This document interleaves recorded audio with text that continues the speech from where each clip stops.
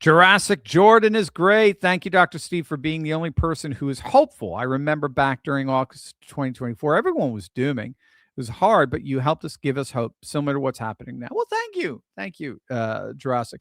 Yeah, right-wing media was forged in despair.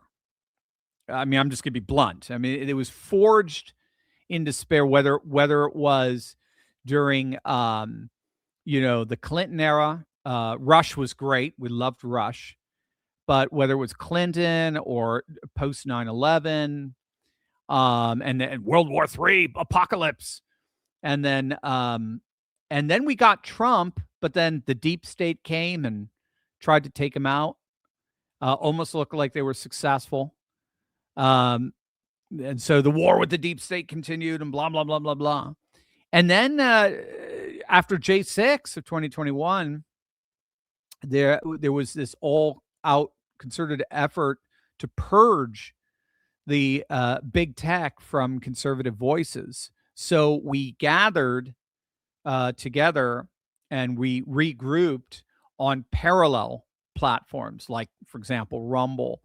And what we did was we launched a resistance. Now, again, we already had that. We already had this sense of resistance because the modern world, by its nature, is inherently liberal.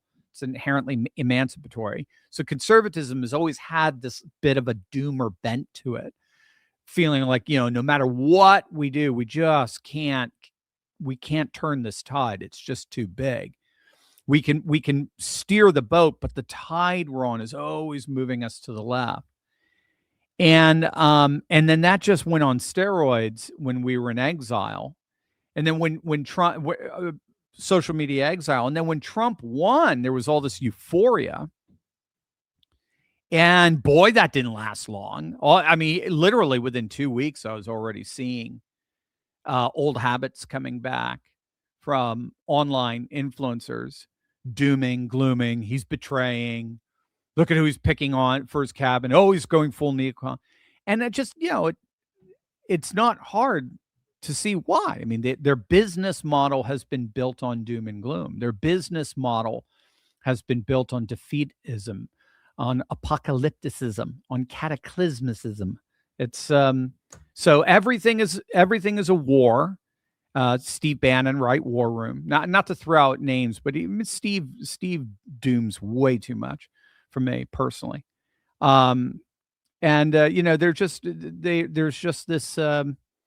this inability to see what's actually happening when all is said and done, because the modern world that's very liberal is dead, and we're in a postmodern world that is returning to nation, culture, custom, and tradition.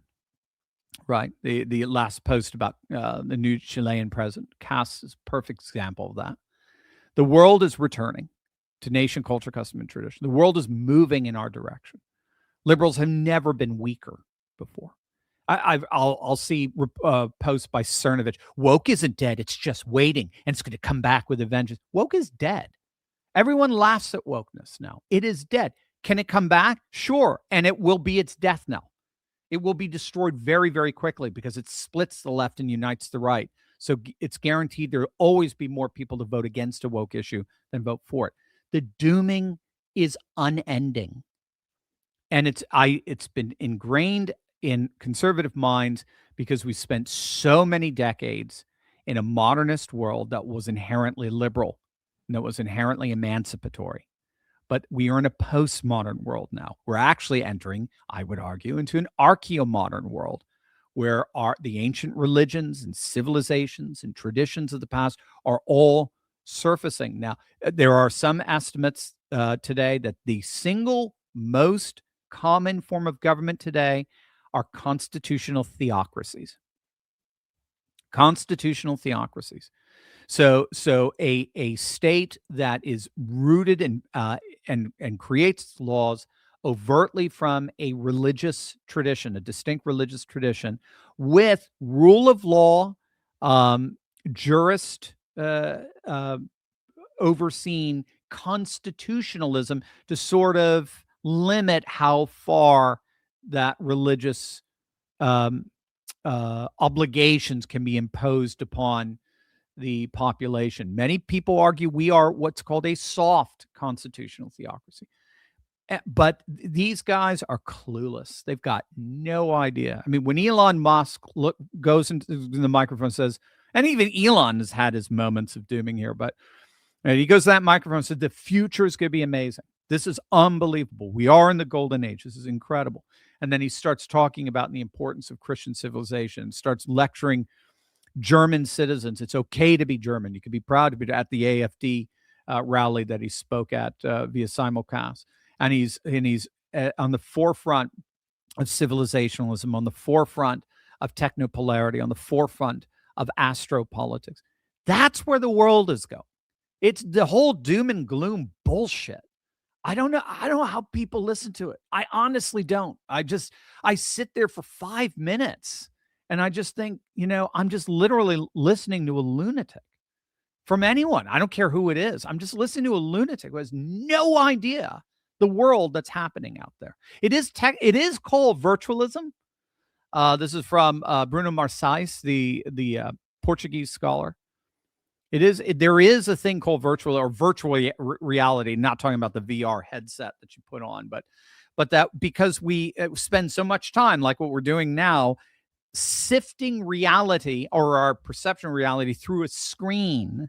It's very easy to substitute visceral physical reality with that virtual reality. And so we can start creating worlds of our own. And Marçais argues that Americans are particularly prone to it because we've always been a very media-driven people. Media was always a very important part of our republic and the public square. So in the 19th century, the rise of the newspaper. In my backyard here in Cecil County, you had two newspapers, the Cecil County Whig and the Cecil County Democrat. So, and so it was like talk radio. It was a national conversation on both sides. Here's what Democrats, how they see the world, and here's Whigs and how they see the world. And then you got to make up your own mind. Very, very similar to the way media is sort of re-traditionalizing that way now. But I think back then, at least you did not have this propensity towards this Gnostic kind of virtualism that we get in the cybersphere, and that just becomes the shtick, the paradigm by which so much right-wing media comes to us. But it's just, I mean, honestly, I have to be honest. I don't listen to a bit of it, a shred of it. I mean, I get the snippets on X. And I see, but outside of that, the hysterics, the apocalypticism, the cataclysmicism, the defeatism, the doomism, you can have it. You don't build civilizations on that. It's all nonsense. It is to our culture what pigeons are to statues. I'll leave it at that.